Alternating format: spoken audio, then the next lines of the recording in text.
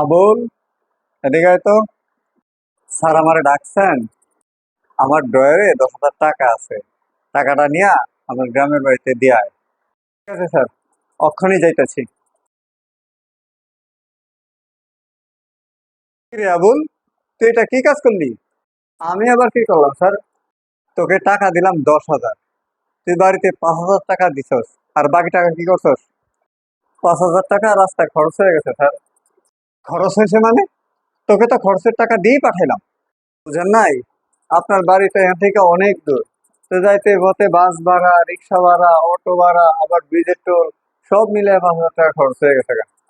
বাস ভাড়া, রিক্সা ভাড়া এসব কি? টাকা তো ছিল তোর পকেটে। তো ওই টাকার জন্য কি আলাদা করে বাস ভাড়া, রিক্সা ভাড়া দেওয়া লাগে নাকি? জি স্যার, আমারও তো একটাই প্রশ্ন, যে সরকার থেকে আমগো লিগা যেসব গম, চাউল, বিভিন্ন ধরনের ত্রাণ আছে, এগুলা সেই সদর থেকে আমগো গ্রাম পর্যন্ত এতে অর্ধেক হয়ে যায় কিভাবে? মানে কি?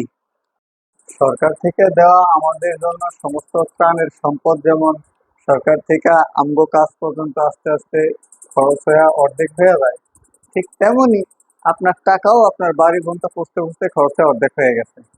এখন বুঝেন কেমন লাগে? হরে ভাই, তুই ঠিকই বলছস। আজ থেকে আর জনগণের ধন সম্পদ আত্মসাৎ করব না। সরকার থেকে জনগণের জন্য যা বরাদ্দ আসে তার সবটুকুই জনগণের মাঝে বিলিয়ে দেব। মনে থাকে যেন।